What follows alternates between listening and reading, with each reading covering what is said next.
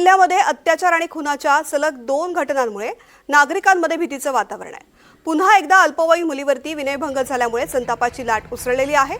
पुणे जिल्ह्यातील चाकण जवळील बिरदवाडी इथे 11 वर्षीय अल्पवयीन मुलीचा विनयभंग झाल्याची संतापजनक घटना समोर आली आहे। पोलिसांनी 32 वर्षीय परप्रांतीय आरोपी अरुण मिश्रा याला ताब्यात घेतले। शनिवारी दुपारी पीडिता घरामध्ये कुणीही नसल्याचे घराला कुलूप लावून आपल्या काकाच्या घरी जात होती।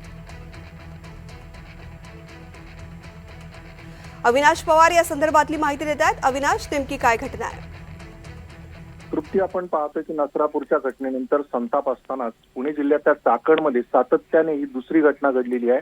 काल आपण पाहिलं तर एका 3.5 वर्षाच्या मुलावर अत्याचार करून त्याचा खून करण्यात आल्याची घटना घडली आहे।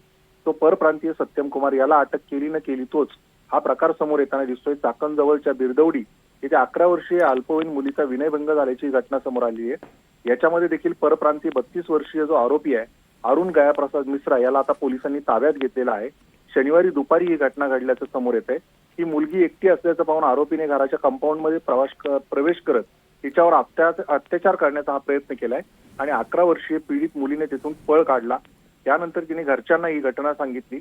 तिथून पुढे पोलिसांकडे हे तक्रार दाखल झाल्यानंतर आता या परप्रांतीय अरुण गयाप्रसाद मिश्राला अटक करण्यात आलेली आहे। मात्र सातत्याने चाकण आणि परिसरामध्ये या घटना घडतायत आणि आपण पाहतो की नसरापूरच्या घटनेनंतर संताप सगळीकडे उसळलेला आहे। या घटनावर जे काही पोलीस आहेत ते कशा पद्धतीने आता कारवाई करतात हे पाहणं गरजेचं असणार आहे। तृप्ती, निश्चित अविनाश, पुणे परिसरातच नाही तर अवघ्या महाराष्ट्रामध्ये अशा घटना वाढलेल्या आहेत। त्यामुळे अशा आरोपींना गुन्हा करताना कायद्याची भीती वाटते की नाही याचा प्रश्न पडलेला आहे। धन्यवाद संपूर्ण माहिती करता।